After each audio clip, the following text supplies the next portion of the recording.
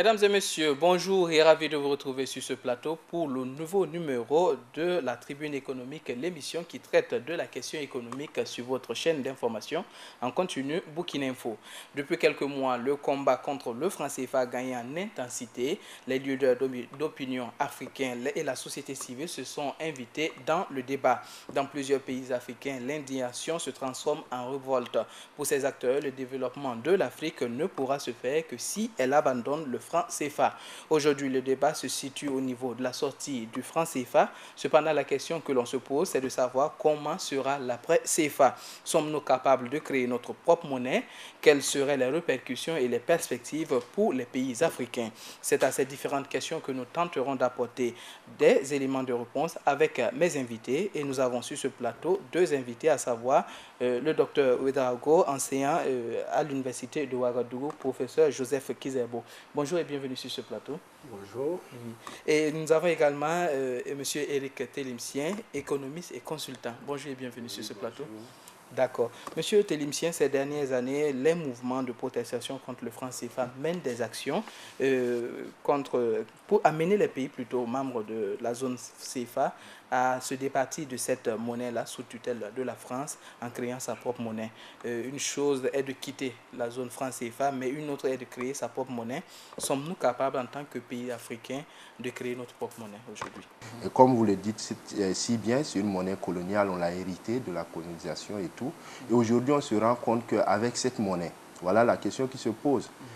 Depuis près de 50 ans, nous sommes sous cette tutelle, mais quand vous voyez les critères de l'IDH et tout, est-ce qu'on a vraiment évolué en utilisant cette monnaie? Voilà le débat qui est là. Pour répondre à votre question, je pense qu'on peut créer notre monnaie, on peut quitter. Mais comment quitter? Comment créer cette monnaie? Dans quelles conditions? Voilà le débat qui pourra être mené. Sinon, on peut créer notre monnaie. Ce n'est pas impossible. C'est possible. Docteur Ikeda, quel est le mécanisme pour créer une monnaie en tant que tel? Merci beaucoup.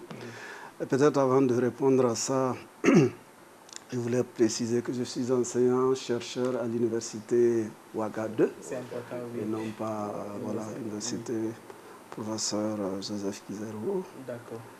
Et puis, deuxième point, je ne pense pas que la monnaie soit la solution miracle au développement de l'Afrique, des pays africains concernés.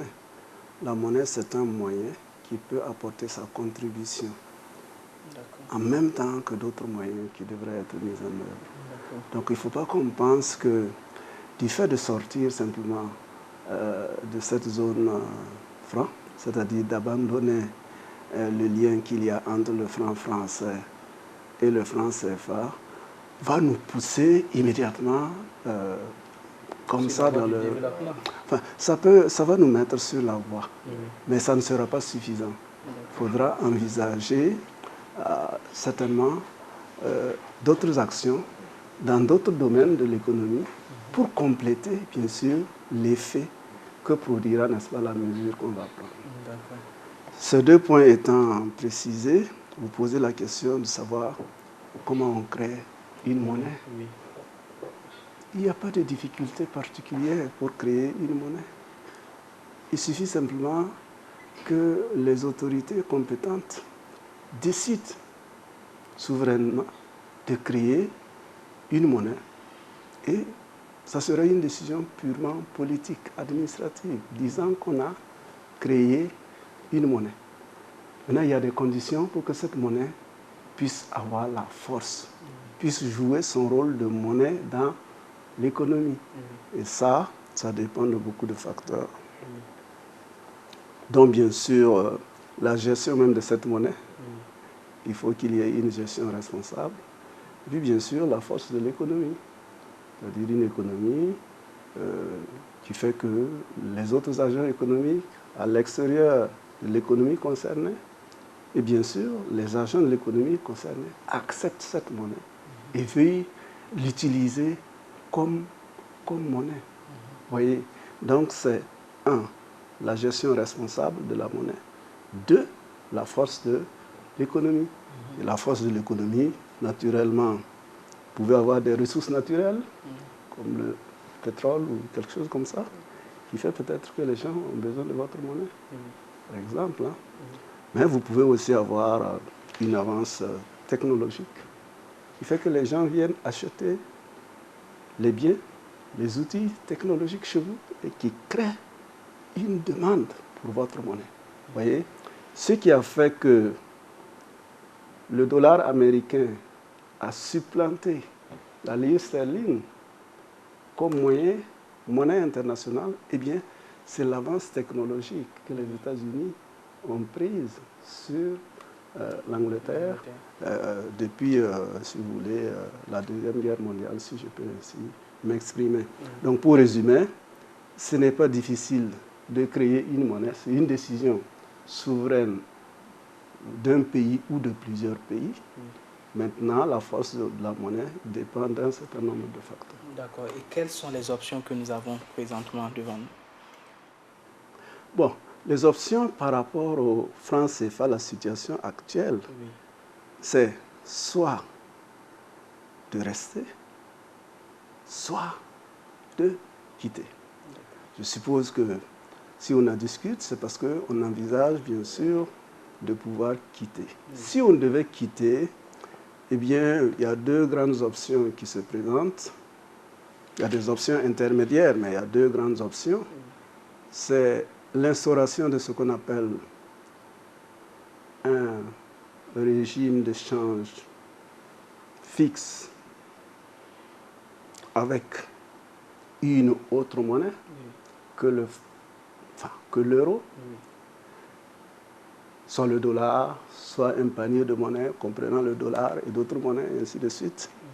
Soit alors l'instauration de ce qu'on appelle un régime d'échange flexible. Le régime d'échange fixe voudrait dire qu'on définit un taux de change fixe entre la monnaie qu'on va créer, la nouvelle monnaie qu'on va créer. On peut garder l'ancienne et puis simplement supprimer le lien avec l'euro, mais on instaure un taux de change fixe entre cette monnaie et les autres monnaies de référence et on s'engage à respecter ce taux de change fixe par des actions appropriées.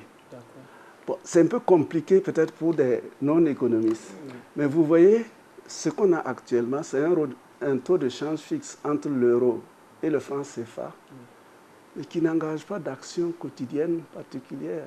C'est la France simplement qui nous garantit de convertir notre franc CFA à un taux fixe avec l'euro. Nous, ce qu'on doit apporter, c'est simplement un pourcentage de nos avoirs extérieurs dans un compte à la France. Mais quotidiennement, nous n'intervenons pas. Mais le taux de change fixe normal, eh bien, chaque jour, vous suivez l'évolution de votre taux de change et vous agissez en conséquence pour qu'il soit au niveau que vous souhaitez. C'est ça le taux de change fixe. Et ça amène d'autres contraintes. Votre monnaie peut avoir tendance à perdre de la valeur. Ça veut dire que quoi? Ça veut dire que l'offre de votre monnaie là, sur le marché a tendance à être supérieure, n'est-ce pas, à la demande. Donc il faut que vous augmentiez, si je peux ainsi dire, la demande de votre monnaie.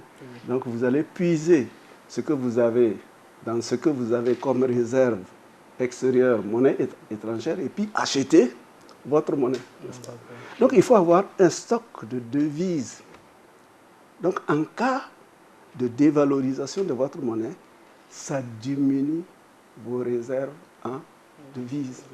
Et vous imaginez, M. Moreau, que si ça continue comme ça, vous pouvez arriver à une situation où vous perdez complètement vos réserves en devises, vous n'en avez plus du tout. Donc le taux de change fixe a cette contrainte-là que la détérioration de votre monnaie nationale eh bien, va se traduire par une diminution de vos avoirs extérieurs qui peut vous conduire jusqu'à une situation où vous n'en ayez même plus du tout. Donc, première option, taux de change fixe avec les contraintes que je viens d'indiquer. Deuxième option, c'est le taux de change flexible. Là, vous dites, eh bien, le taux de change de ma monnaie contre les autres devises, eh bien, ça sera celui qui sera déterminé par le marché. Donc, si votre monnaie se détériore, eh bien, bon, vous assistez à ça comme ça, bon, parce que c'est déterminé par le marché jusqu'à ce que, bien sûr, vous atteignez le niveau d'équilibre. Donc, ce sont les deux options qui se présentent. Et de mon point de vue, en tant qu'économiste, eh bien, je pense que la solution la moins difficile pour l'État, celle qui va nous permettre peut-être de conserver le peu d'avoir extérieur, de devises extérieures qu'on possède, eh bien, c'est le régime de change flexible. Voilà. C'est ce que je pense. Mais je ne dis pas qu'il n'est pas coûteux. Hein. Il y a un coût. Il y a un coût parce que si ça se détériore, il y a des conséquences sur les prix des biens importés, sur l'inflation, et ça affecte le consommateur, les plus pauvres, et ainsi de suite. D'accord.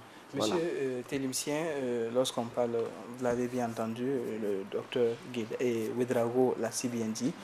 Selon vous, quelle appréciation faites-vous de cela?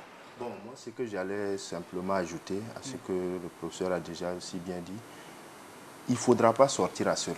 Première condition. Parce que plus vous êtes unis, plus vous êtes forts. Et il y a une diversité économique.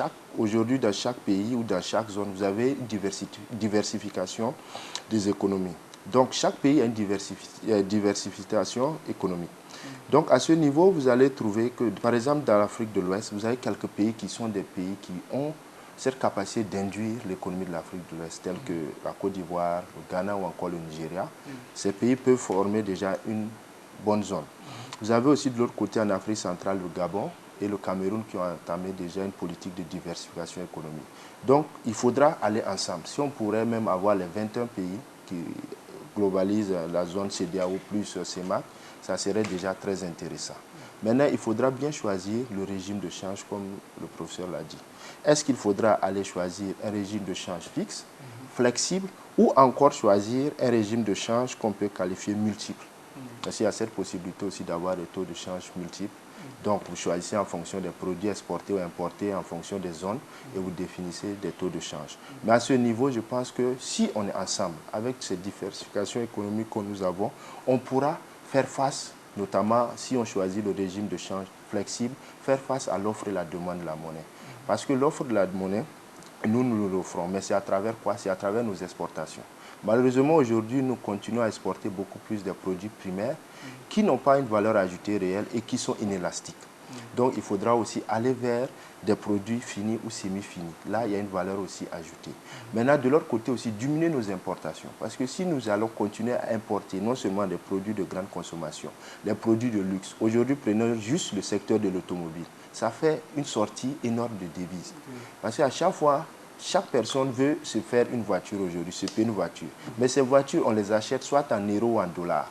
Donc, il faudra aussi à ce niveau aller vers une économie de transformation. Donc, je pense que l'idéal, c'est d'aller ensemble d'abord, créer une monnaie. Et moi, je suis de ceux qui pensent, comme le professeur, aller à un taux de change flexible.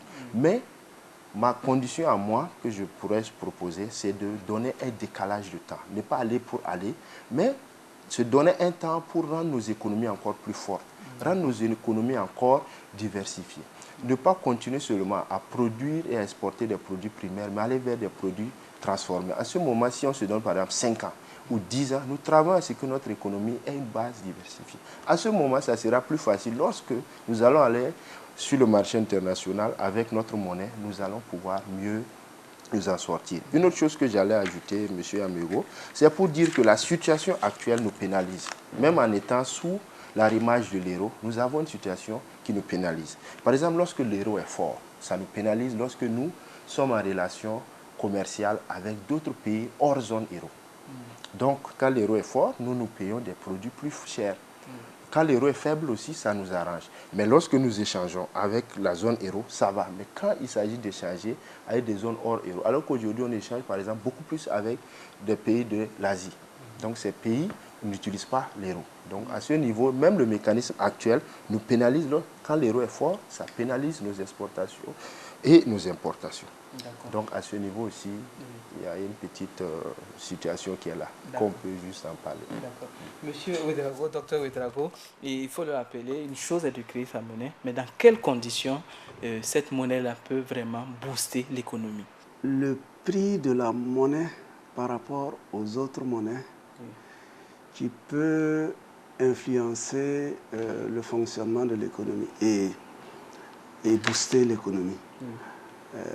Autrement dit, c'est le taux de change de la monnaie par rapport aux autres monnaies qui peut booster effectivement le changement. Moi, je pense que si on instaurait, quand on va décider de rompre avec les mécanismes actuels, si on instaurait un taux de change flexible, cela va se traduire par une dépréciation de notre monnaie par rapport aux monnaies du reste du monde.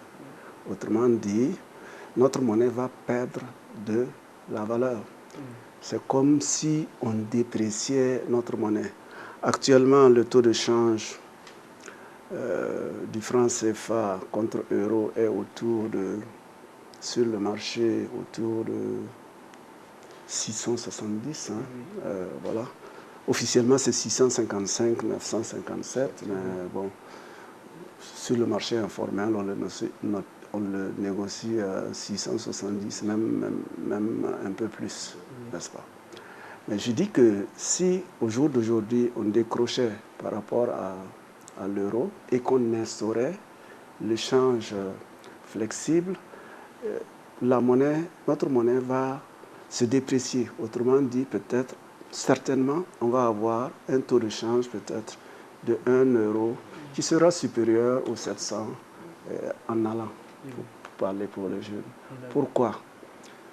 Eh bien, parce que nous avons le taux de change est fonction du solde de vos paiements extérieurs. C'est-à-dire, par exemple, du solde de votre balance commerciale. Si vous regardez la balance commerciale de l'ensemble des pays de l'UEMOA, moi je parle de l'UEMOA pour le moment, je n'envisage pas une monnaie avec le Ghana, le Nigeria, c'est un peu ça va être beaucoup plus compliqué, n'est-ce pas, pour le moment. Bien. Si vous regardez la balance commerciale, c'est-à-dire la différence entre nos importations et nos exportations, eh bien c'est déficitaire. Tout à fait. Et le taux de change reste fixe parce que la France simplement donne sa garantie. S'il n'y avait pas cette garantie-là, le taux de change, n'est-ce pas, ça va se déprécier. C'est-à-dire que pour avoir 1 euro, vous allez dépenser plus que 655. Ça, il n'y a pas de... Donc, il y aura une dépréciation. C'est comme la dévaluation. Et ça rend les importations plus chères et ça rend les exportations moins chères pour ceux qui sont à l'étranger et qui achètent au Burkina ou en Côte d'Ivoire et ainsi de suite. Par conséquent, les biens, la production de certains biens au Burkina va trouver marché désormais parce que l'importation est plus chère. Et l'exportation aussi va trouver marché parce que l'exportation est moins chère. Donc, ça aura tendance à stimuler une production nationale pour se substituer aux importations devenues plus chères et à stimuler une production nationale pour l'exportation, n'est-ce pas, qui a une demande, n'est-ce pas, plus forte. Donc, l'effet par lequel la création d'une monnaie actuelle, disons, la suppression de ce lien fixe, va booster l'économie, c'est dû au fait que c'est prévisible que si on quittait et qu'on instaurait, bien entendu, un système de change flexible, notre monnaie va se déprécier et que cette dépréciation va jouer positivement sur la production nationale à travers les importations qui deviennent plus chères et à travers les exportations, n'est-ce pas, qui deviennent moins cher. C'est pourquoi, personnellement, j'insiste là-dessus. Je suis pour que, effectivement, on instaure le taux de change flexible. Je ne suis pas pour le taux de change multiple. Parce qu'un taux de change multiple, ça veut dire que vous faites un système de change fixe d'abord. Vous allez dire, bon, par exemple, pour importer le riz, je fais à tel taux de change, n'est-ce pas? Et pour le haricot, je fais à tel autre taux de change. C'est le système de taux de change fixe. Donc, si vous avez un déséquilibre sur le riz, eh bien, ça va pomper, bien sûr, vos réserves, comme ce que je viens de décrire là. Et vous n'êtes pas sûr, même si c'est uniquement sur le riz, de pouvoir soutenir ça longtemps. C'est pourquoi je ne suis pas pour le système ensuite. Je ne suis pas sûr que nous ayons les moyens de gérer ça. Parce que vraiment, taux de change multiple veut dire au moins 2 taux de change, voire 3 taux de change. Il faut un système administratif efficace, etc. pour suivre, pour que ça marche bien. Et vous allez créer des systèmes de marché noir d'ailleurs. Voilà. Voilà. Je ne sais pas si je suis arrivé à me faire comprendre. Merci, M. Ouedraogo. Voilà. Et que pouvez-vous dire à ce propos en plus de ce que le docteur... Je rejoins aussi le professeur sur ce point. Ce que j'allais juste ajouter, le problème du franc CFA aujourd'hui, c'est un problème intergénérationnel. La nouvelle vague de la jeunesse aujourd'hui veut arriver à découdre. Maintenant, comme on le dit, il faut être prudent dans la démarche. Ce n'est pas parce que tout le monde demande de partir qu'il faut partir comme ça. Il faut d'abord réfléchir sur les mécanismes de départ. Et comme on l'a très bien dit, aujourd'hui, si nous devons quitter avec un régime de change flexible, il faudra, et j'insiste, il faudra que nos économies, nous travaillons à ce que nos exportations évoluent des exportations de produits primaires en produits finis ou semi-finis. C'est là-bas que réellement il y a une valeur ajoutée. Non seulement il y aura de l'emploi, parce qu'un exemple, vous exportez de l'arachide. Quand il est frais, vous exportez. Le kilo ne va pas dépasser peut-être 100 francs. Vous exportez sa part. Alors qu'il suffisait de transformer ça en beurre ou encore en pâte. Vous voyez, il y a une transformation, vous créez de l'emploi et vous n'allez plus vendre ça à 100 francs le kilo. Ça va être peut-être à 500 francs ou à 1000 francs. Et là, il y a une valeur ajoutée. Et là, j'insiste beaucoup parce que nos économies, nous avons tendance... Nos exportations, c'est quoi? La banane, le cacao, c'est toujours des produits primaires. La valeur ajoutée n'y est pas. Et on ne fait que perdre. Ça part, ça se transforme dans d'autres économies, entités, ça revient encore plus cher. Donc moi, je suis de ceux qui pensent qu'il faut déjà travailler à rendre notre économie assez diversifiée et solide avant de parler d'un départ possible. Et puisque c'est un inconnu, on va se lancer. C'est vrai, tout ce qu'on émet, c'est des hypothèses que ça peut être comme ça. Mais on se lance dans un inconnu où nous allons nous retrouver sur un marché mondial. Est-ce que nous, aujourd'hui, en tant que pays africain, particulièrement dans la zone UEMOA, nous pouvons induire une demande forte de tel ou tel produit? Nous avons aussi de la concurrence internationale. Par exemple, la banane, le café, le cacao, il y a des pays, la banane et le café surtout, il y a des pays de l'Amérique latine qui exportent ces mêmes produits sur le marché international. Il y a d'autres produits que nous exportons où aussi il y a la Chine qui se retrouve. Donc il faudra bien travailler pour avoir un mécanisme de diversification, notre économie assez solide. Et là, on va se retrouver sur ce marché concurrentiel, qu'on soit compétitif par rapport au prix qu'on aura sur le marché. Donc voilà ce que j'allais juste ajouter. D'accord, brièvement, le temps que nous avons... Vous voulez ajouter quelque chose à ce propos? Oui, c'est intéressant. De toute façon, nous ne pouvons pas avoir raison contre le monde entier. Vous voyez, nous sommes ici, dans l'espace de l'Afrique, là. Tout le monde entier est flexible, sauf l'Afrique. Et pourquoi? Nous avons raison contre le monde entier? Ou bien? Donc moi je pense qu'il faut qu'on aille vers effectivement l'efficacité. C'est ça qui va... Il y aura un coût, ça, s'il faut en discuter, on pourra en discuter. Mais c'est ça qui va conditionner le... Docteur Ouedraogo, je voudrais en 1 minute vous demander, est-ce qu'aujourd'hui l'Afrique peut quitter, les pays membres de la zone franc peuvent quitter dans un court terme la zone CFA? C'est une décision politique souveraine. Eh bien, on peut quitter. Si on quitte, il y a simplement le coût qu'il faut supporter. C'est ça qui est effectivement qui est la difficulté. Sinon, il n'y a pas de conditions particulières à remplir, bien sûr, avant de quitter. Mais si vous êtes dans les autres domaines, dans le système de rigidité, et puis vous instaurez le système de flexibilité dans la monnaie, eh bien, ça ne sera pas exactement le même effet. Donc, il faut conditionner l'économie pour que la flexibilité qui vient s'instaurer là s'ajoute à un système qui, dans son ensemble, fonctionne sur la base de la flexibilité. D'accord. Monsieur Télimsien, brièvement. Oui, effectivement, dans la même vision, je suis de ceux qui pensent qu'il faut y partir. Parce que non seulement on n'a pas une souveraineté réelle monétaire, parce que toutes les décisions de nos banques centrales, il faut l'aval du Trésor français. D'abord, de un, ce n'est pas normal. Maintenant, aujourd'hui, quitter, oui. Mais ce qu'il faut se dire, tout début est difficile. Donc, certainement, il y aura un coût, comme le professeur l'a dit. Il y aura aussi des difficultés. Mais, comme on le dit, petit à petit, on arrivera, comme un enfant, à pouvoir bien marcher. Sinon, même l'enfant, quand il commence, au début, il tombe. Mais petit à petit, je pense qu'il faut y aller. Parce qu'après 50 ans, je ne pense pas qu'au niveau des critères des IDH ou bien de l'indicateur IDH, on a si bien évolué que ça. Pourquoi pas essayer et on fera le bilan dans 50 ans pour voir si on avait raison ou pas. D'accord, merci à vous, M. Télimsien. Je rappelle que j'avais à ma compagnie le docteur Ouedraogo Gueda, Jacques, bien sûr, ancien chercheur à l'université Ouaga 2, et également M. Télimsien Eric, économiste consultant. C'est tout pour cette édition qui était consacrée à la question de la sortie des pays africains de la zone CFA, impact socio-économique et perspectives. Merci de nous avoir suivis. Je vous donne rendez-vous pour de prochains numéros sur Burkina Info. Au revoir.